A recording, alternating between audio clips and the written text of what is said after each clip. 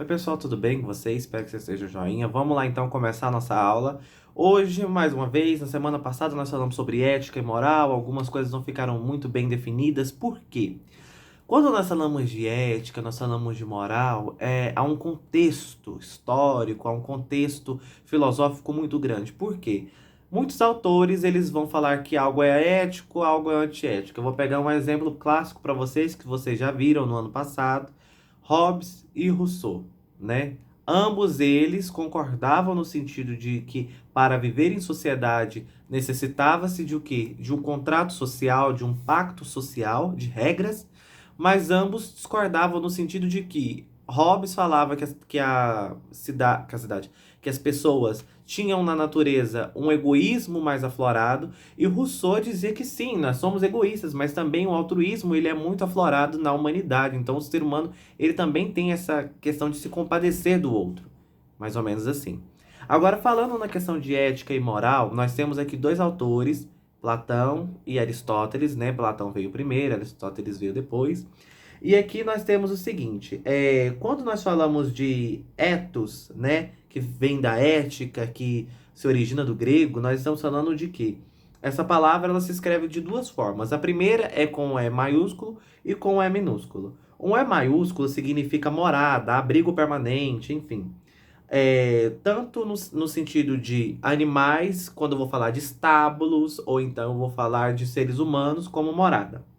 No âmbito da totalidade da mãe natureza, tarará, o ser humano delimita uma porção, daí ele constrói para si uma morada.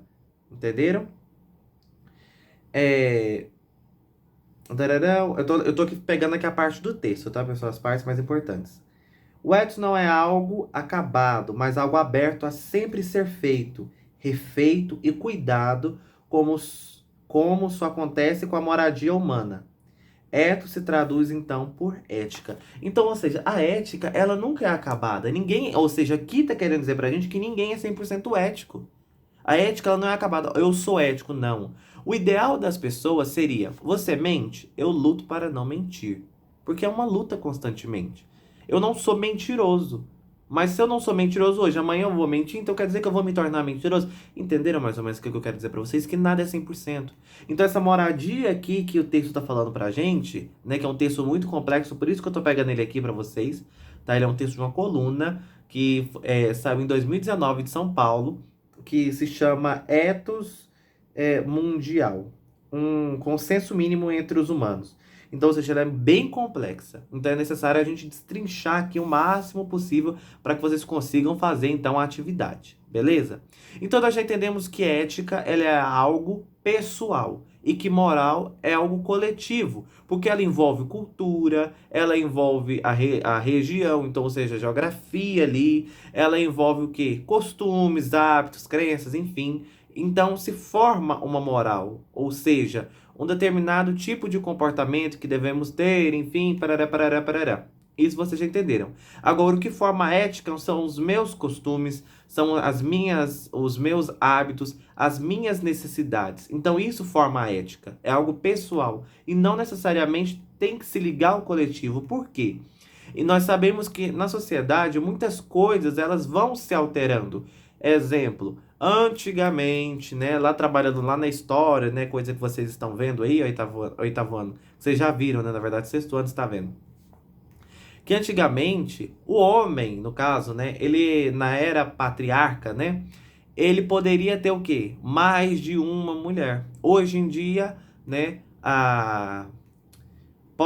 poligamia, é a poligamia ou bigamia, enfim, tal, ela é criminosa. Você não pode casar com mais de uma pessoa. Hoje em dia o pessoal aí que tem relacionamento a três, porque sim, existe isso, né, que vai contra a moral da sociedade, está lutando para o quê? Para regularizar essa situação. Porque sim, existem pessoas que são poliamorosas, né, que chama poliamor, pessoas que que relacionam em mais de duas pessoas, não são monogâmicas, né? São poliamorosas, enfim, tal. Só que nós não vamos entrar nesse contexto. Só estou mostrando para vocês que na sociedade diz uma coisa e que não necessariamente você ir contra algo da sociedade quer dizer que você está errado. São três pessoas que decidiram se amar e casar e têm todo o direito de ser felizes. O problema é que a sociedade não vê isso com bons olhos. Mas antigamente podia. Hoje em dia não pode mais. Entenderam? Tanto que as coisas mudam. Então, antigamente, né, lá na época onde Cristo vivia, né, uma pessoa, quando ela era pegada em adultério, especificamente a mulher, quando ela era pega em adultério, ou seja, traindo o marido, enfim, tal, além de ela ser mal vista pela sociedade, as pessoas apedrejavam ela até a morte. Será que hoje em dia isso é possível? Lógico que não, porque hoje em dia nós temos uma coisa chamada direitos humanos, isso vai contra totalmente os direitos humanos. Passou então de ser algo envolvido na justiça, envolvido na moral, para ser o quê? Apenas, perdão, para ser algo envolvido na justiça, né, tal, hoje em dia ser mais ético. Por quê? Há pessoas que se incomodam com o adultério, tem pessoas que não se incomodam, entenderam mais ou menos? Então é isso que eu tô falando para você. Quando você vai estudando filosofia, quando você vai entendendo mais como a sociedade e as coisas funcionam, você vai vendo que, peraí, não é bem assim, não é como eu... Ou seja, você vai vendo que não é bem assim que as coisas funcionam, entendeu mais ou menos? Lembra que eu falei para vocês sobre a questão de que um professor universitário, uma vez há muito tempo atrás, eu era mais ou menos um pouco mais velho que vocês. Foi uma das minhas primeiras visitas a uma universidade. E por coincidência era uma universidade do curso de filosofia.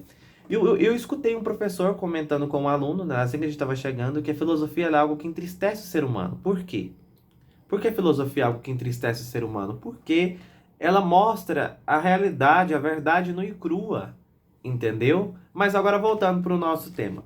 Então, para Platão, né, o termos éticos, no caso a morada, ela permite que nós alcancemos um fim, né, que consiste em sentirmos bem em casa. Que casa que é essa? O planeta Terra. Quem é o planeta Terra? Somos nós. Então, ou seja, sentir-se bem ao fazer algo que não me envergonha, ao fazer algo que não me entristece, ao fazer algo que não me prende, que eu não perco a minha liberdade, eu estou em paz, eu estou sentindo bem. Então, automaticamente, segundo Platão, naquela época, estava sendo ético. Estou sendo ético, né?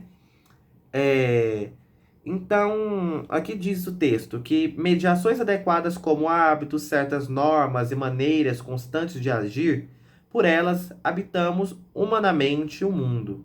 E pode ser a casa concreta, o nosso nicho ecológico, local, regional, nacional, ou nossa casa maior, o planeta Terra.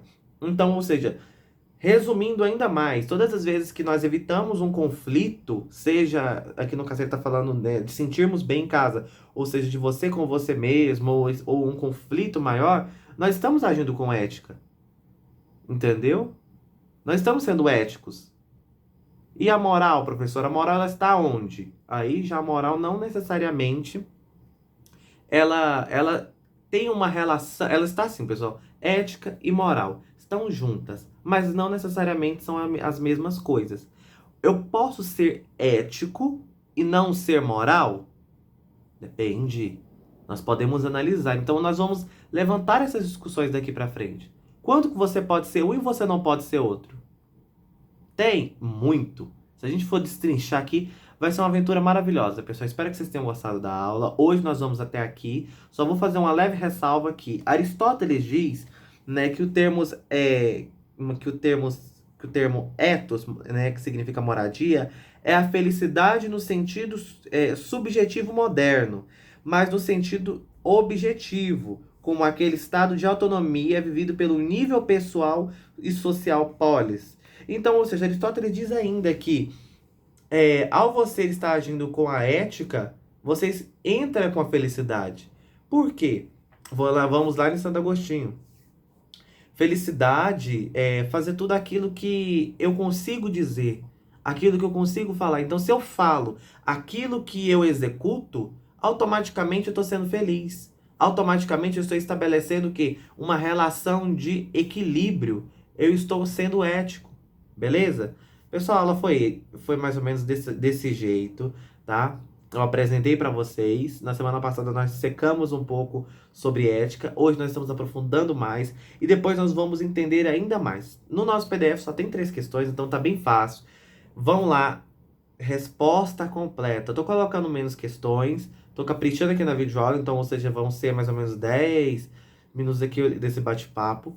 mas em compensação são poucas questões, beleza? Então eu espero que você vá lá e coloque uma resposta completa, expresse bem, leia o texto mais de uma vez, porque é um texto bem complexo, mas para a idade de vocês, beleza? Vocês já estão no 8º ano, rumo ao ensino médio. E é isso, pessoal. Tchau, tchau. Qualquer dúvida, vocês sabem onde nos encontrar. Ou na plataforma, ou no nosso WhatsApp. Beleza? Tchau, tchau.